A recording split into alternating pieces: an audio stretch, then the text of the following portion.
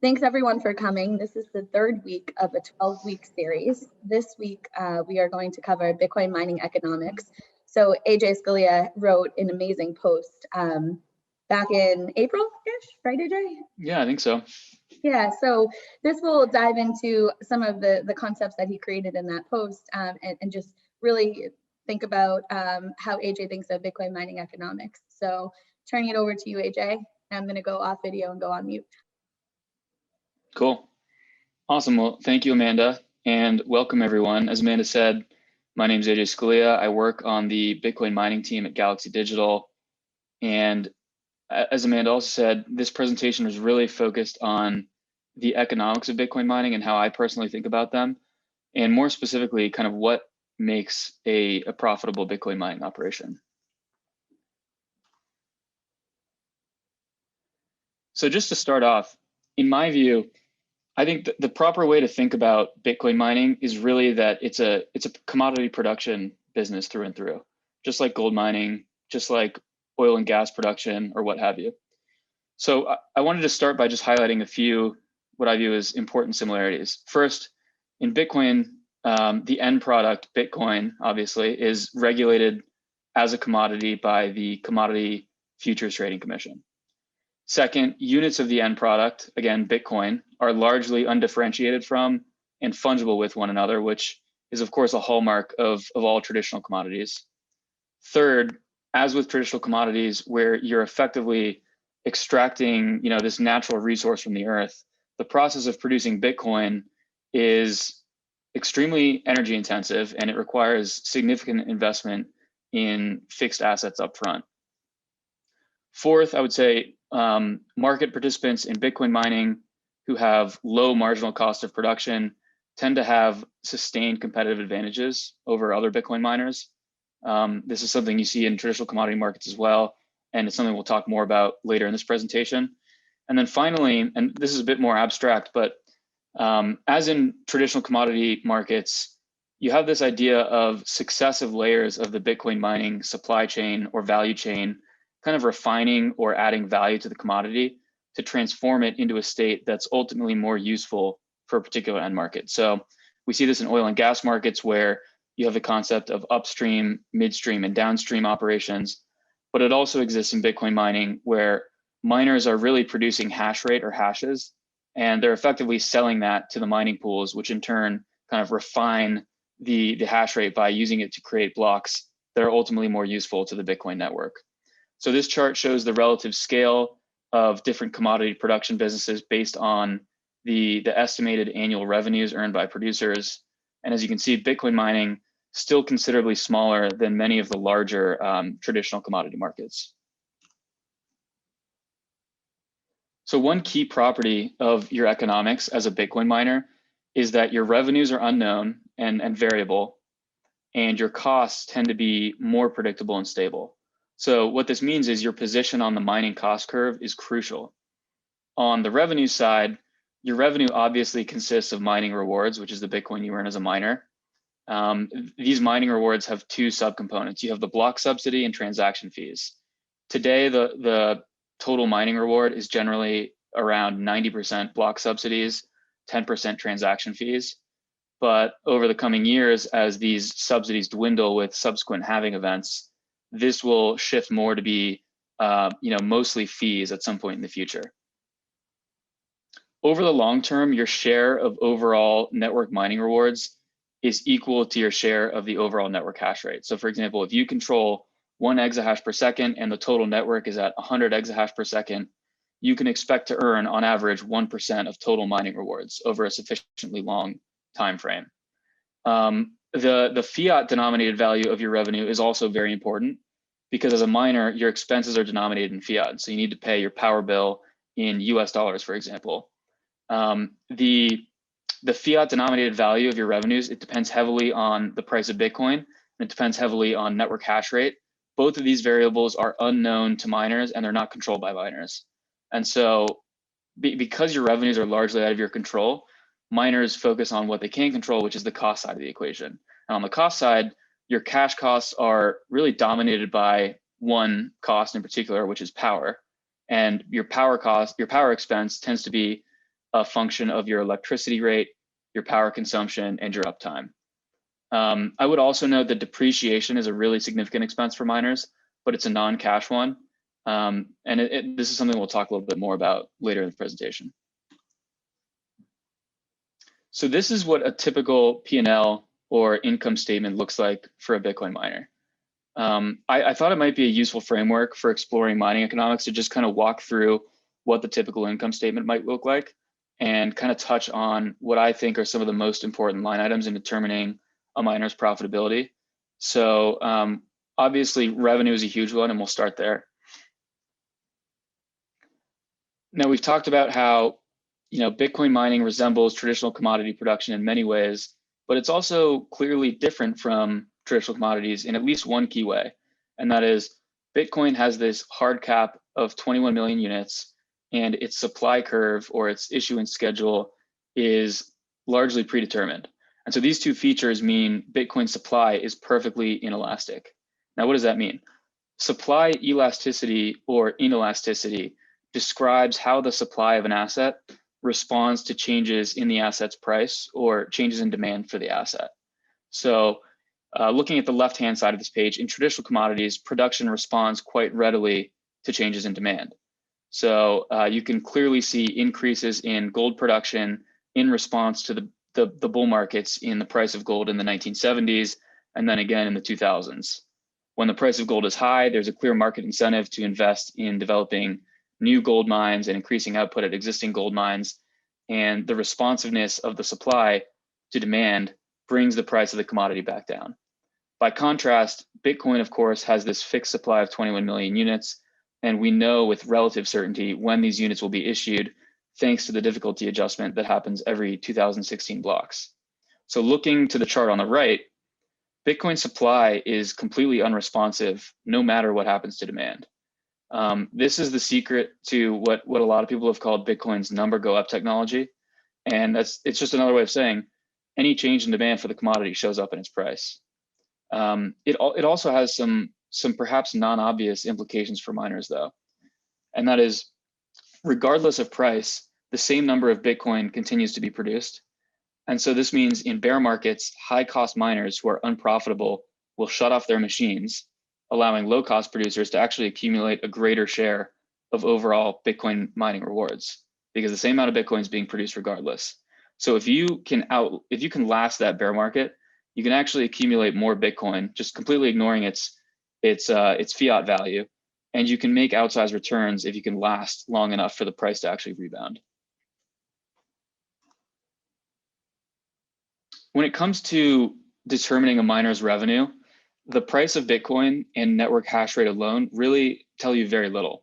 It's actually the relationship between price and hash rate that is what's important to a miner.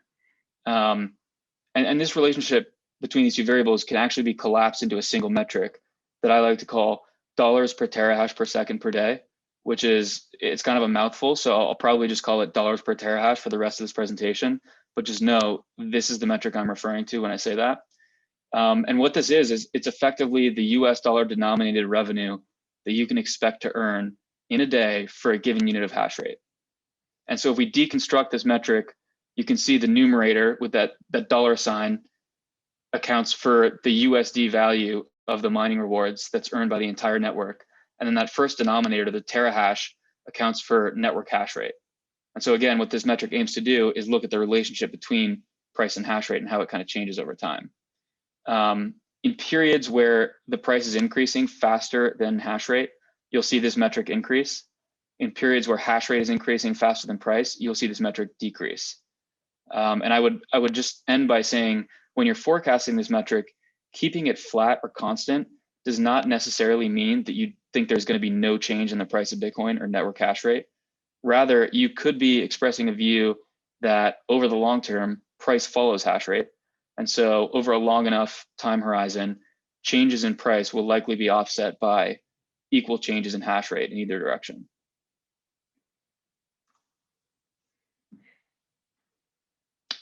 So this page shows what the dollar per terahash metric has done over time.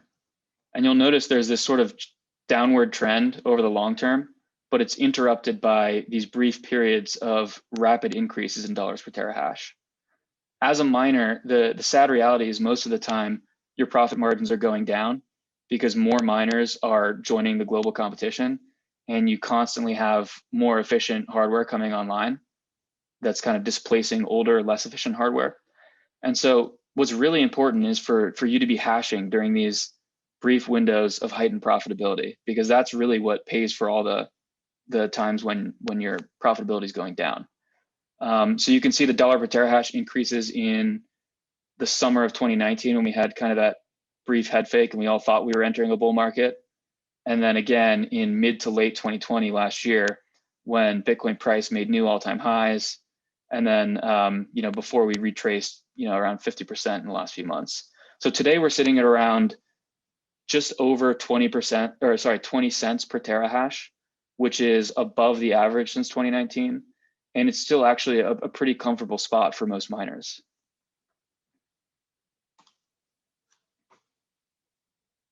One really important property of hash rate is that it tends to respond to price much slower on the way up than on the way down. So when mining becomes less profitable overnight because Bitcoin price has just been slashed 50%, high cost miners can really just shut off their machines more or less instantaneously. And a really good case study for this was in March of last year when the COVID panic was kind of sweeping through traditional markets. We had this flight to liquidity and Bitcoin price dropped from 9,000 to less than 5,000 overnight. And what we saw was hash rate over the course of the next week or so fell from 120 exahash to less than 100 exahash. And I would also say that this chart is showing a 2-week trailing average for hash rate. So while it says that there's like a 14-day response, in reality, it was likely much faster than that. And even 14 days is much faster than you'll see on the way up, as I'll show in a moment. So on the other hand, when mining becomes more profitable because Bitcoin price has gone up, it takes a lot of time and a lot of capital and other resources to, manufacture ASICs, assemble mining machines, sell them, deliver them, for miners to source power contracts, develop data centers, and then ultimately receive and plug in those machines. And this dynamic has been readily apparent in the last couple bull runs. In 2017, for example, it took fully 10 months for hash rate to peak after price peaked.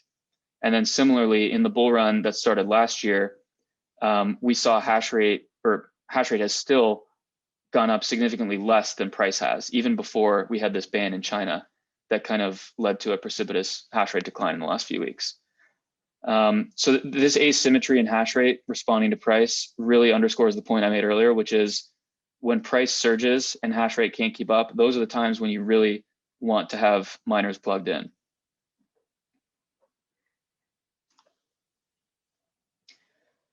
As I just alluded to, the last couple of weeks, we've seen a pretty historic drop in network hash rate. And this was not all caused, but largely caused by Chinese authorities announcing a ban on Bitcoin mining in late June. And that sort of kicked off this mass exodus of hash rate from the region that are now looking for homes in other regions. So the crackdown combined with the bearish price action we've seen in Bitcoin have caused hash rate to decline from roughly 180 exahash in mid-May to significantly lower than 100 exahash today. In fact, the latest estimate I looked at this morning was closer, it was like in the 80 to 90 exahash range. And so we're expecting a difficulty adjustment here in the next couple of days. And it's actually expected to be the largest downward difficulty adjustment ever in the range of 25 to 26%, which is pretty interesting and significant. So what's going to happen to hash rate in the next couple months? Short answer is I have no idea. There's a very wide distribution of potential outcomes here, and you have several factors that are kind of offsetting one another that make it difficult to predict. So on the left-hand side of the page, in the bullish hash rate camp, you have another at least 19 exahash of machines being delivered to North American miners alone in the second half of this year. And that's just based on public announcements. So those are public companies that have gone out and put out press releases saying we've ordered X number of machines that are expected to be delivered. So it doesn't include private miners, doesn't include other miners that haven't put out press releases on orders, and is also just North America. I would expect, a significant amount of hash rate to come online in Asia outside of China, in Europe, and in Latin America as well. On the other hand, in the bearish hash rate camp, you have these ongoing chip shortages across the broader semiconductor industry that have been happening since COVID started and that aren't expected to abate anytime soon. So that could mean ongoing supply chain constraints. And again, there's this situation in China where Chinese miners are being forced to move elsewhere, and they're likely going to have difficulty finding hosting arrangements or facilities to put their machines in after the ban. Anecdotally, I'll just say I've heard many Chinese miners are actually putting machines in long-term storage and just hoping the situation in China goes away eventually. So if I had to guess, I think it's going to take a lot longer than many people think for these displaced Chinese miners to find facilities for their machines. Again, it takes time to build out infrastructure, to put machines on racks, et cetera. And so I'd be very surprised if we're back to the 180 exahash range where we were in May before the end of the year. But I could be proven wrong here. So I wanted to wrap up this revenue section just by touching on what happened to this dollar per terahash metric after the halving event we saw last year in 2020. So of course, the halving is when the block subsidy gets reduced by 50%. It happens every 4 years. And what this means for miners is your revenue gets almost cut in half overnight, assuming no change in Bitcoin price. And so we saw dollars per terahash hit a local low in June of 2020, and then again, actually in October. And that was around 7 cents per terahash per second per day. And so that's about a third of where we are today.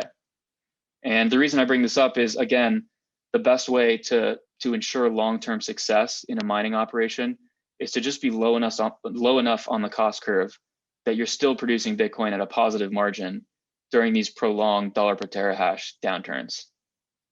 And that's actually a good segue into our next section, which deals with miners' expenses and positioning on the cost curve. So electricity is by far a miner's largest cash operating expense. It's generally around 70% or more of a miner's monthly cash OPEX. There have been a couple surveys in the last few years trying to kind of ascertain what the shape of the Bitcoin mining cost curve looks like. My personal favorite was the report that BitUda put out last summer, which I thought was really good. They suggested the global median cost of power is around 3 cents per kilowatt hour. I've seen some other reports saying, suggesting that the number's a bit higher, closer to 5.5 or 6 cents. In my experience, that feels a bit high for a global median.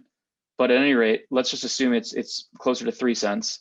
And we can expect this power cost curve to kind of continue to shift downward over time as creative miners find more sources of excess, wasted, or otherwise non-rival energy to use to power their machines.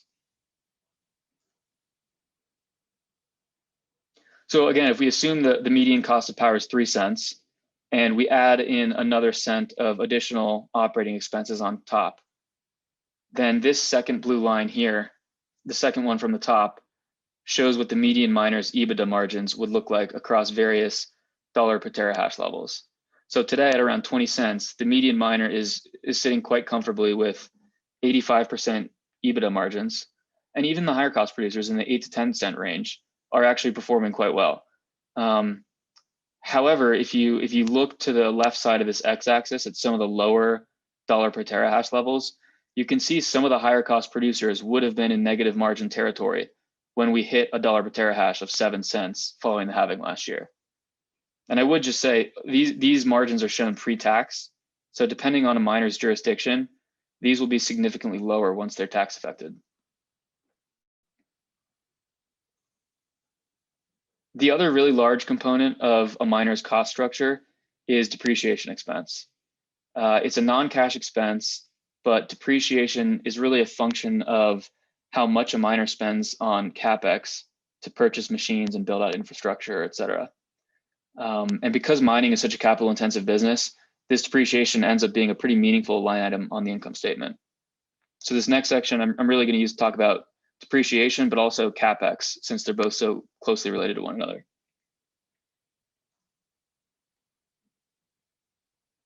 So this is a chart showing how machine prices have changed over the last, call it, year and a couple months.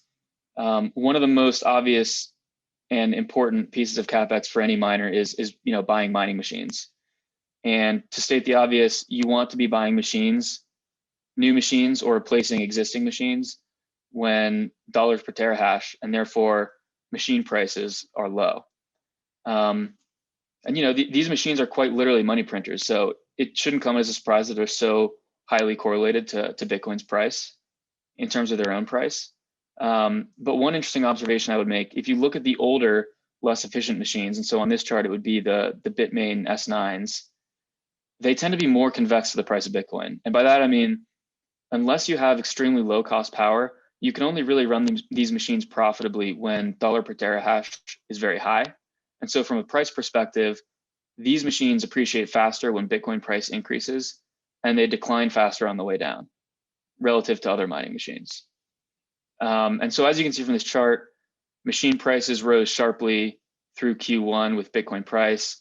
And then as Bitcoin price kind of retraced over the last couple months, you've seen prices come down as well. And then more recently, obviously, with this ban in China, you've seen a glut of machines flood the secondary market as Chinese miners look to relocate or just outright sell their machines. And so prices have come down quite a bit in the last few weeks.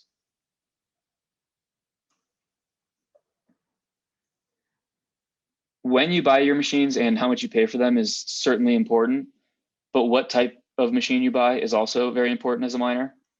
This chart shows what a hypothetical miner's operating margins would be today at 20 cents per terahash with various types of machines across various costs of power. And so miners using newer, more efficient equipment that consumes less power per unit of hash rate produced can actually mine more profitably at very high, they can mine profitably at high power costs, whereas miners using old, less efficient hardware that consumes a lot of power necessarily need to be more competitive on power cost. And so this is just another benefit of being the low cost producer as a Bitcoin miner. You can be really selective with your hardware. You can kind of acquire any generation of mining machine. You can be opportunistic about it, so you can move when prices are more attractive. Whereas higher cost producers need to buy the latest generation, and they're a bit more constrained in their selection and timing.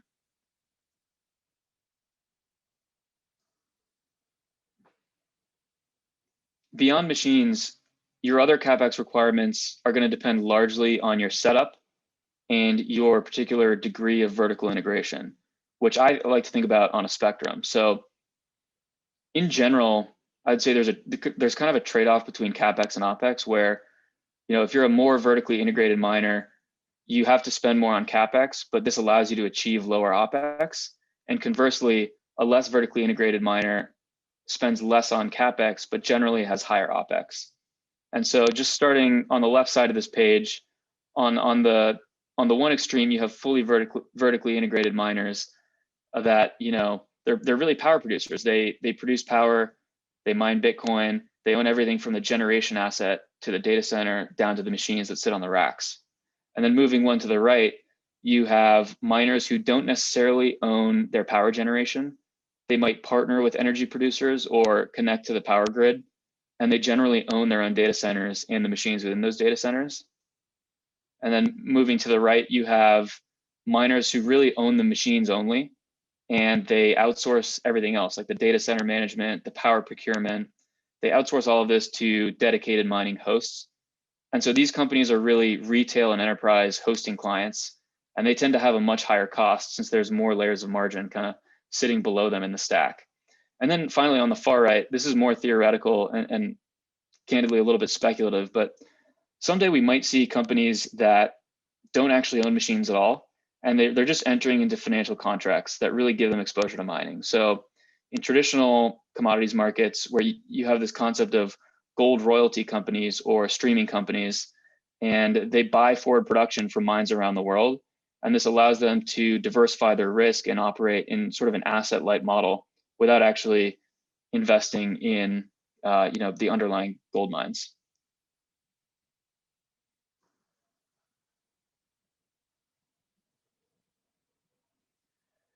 So this is the same analysis we used earlier to look at the profitability of miners on a cash flow basis, but this one includes the effect of depreciation of machines.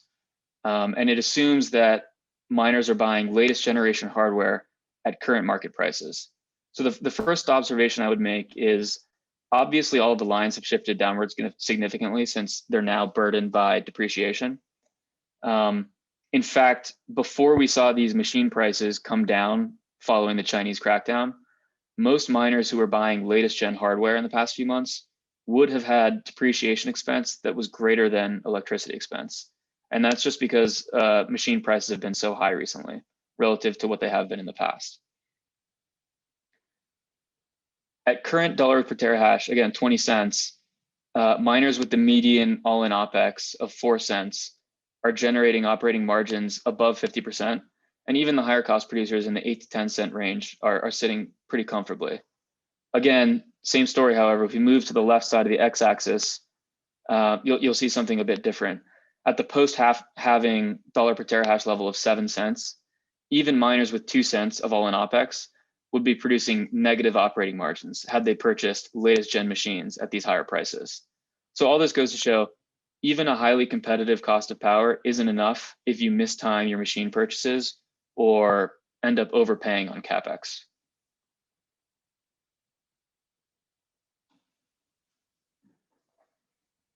So finally, moving beyond CapEx and depreciation, there's a handful of other factors to consider as a miner that affect your profitability, but they're really secondary to power and CapEx. Many of these will only make a substantial difference if you get them wrong. So just touching on a few, jurisdiction probably doesn't make much of a difference until the regulatory or political regime you're in turns hostile. Just ask the miners in China who are now scrambling to find hosting arrangements. We're starting to see some jurisdictions take actively, friendly stances towards mining. For example, the state of Kentucky in the US, their legislature just passed a bill waiving sales tax on power bills for miners, which is awesome. But for now, it's not a huge differentiator as long as you're not in one of the handful of locations that's actively hostile towards mining. You also have additional OPEX outside of electricity. These are things that any business has, like salaries, insurance, maintenance expense. However, most mining operations run pretty lean, and this generally only adds about 1 cent per kilowatt hour on top of your power costs. And then finally, the tax code. It's something I haven't talked about at length here just because it varies so significantly based on your jurisdiction as a miner, but it definitely shouldn't be overlooked.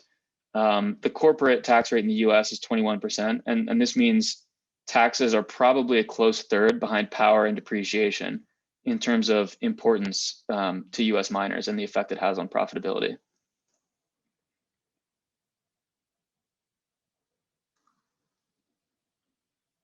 So just to wrap up here, some key takeaways on Bitcoin mining economics.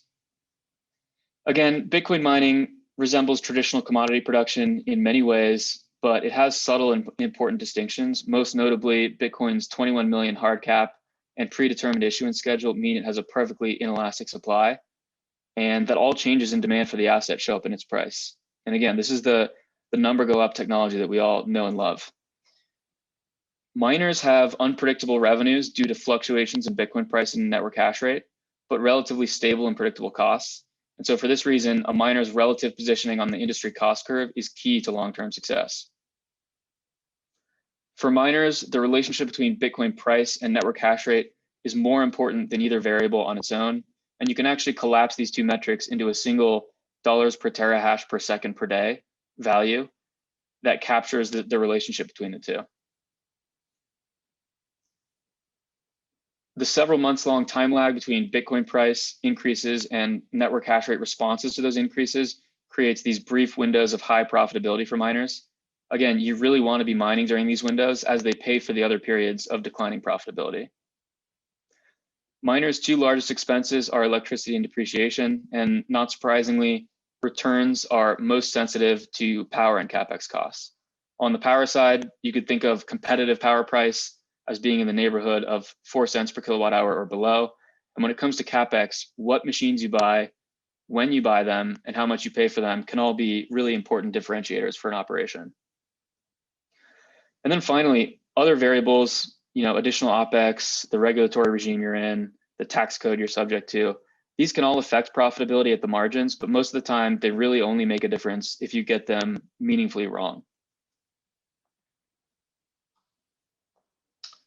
So that concludes my presentation. Thanks everyone for the time today. And I hope everyone will join us at the same time tomorrow. Isn't that right, Amanda, for the Twitter Q&A? Yes, Twitter Spaces, we will go through Q&A. So any questions that you have on AJ's presentation or generally for AJ, you can ask. Hopefully Twitter Spaces works tomorrow because we've had some issues with it, but we shall see then. So 9 a.m. Eastern time tomorrow on Twitter. Thanks, AJ. That was awesome. Yep, happy to do it. Thanks everyone for tuning in. Bye.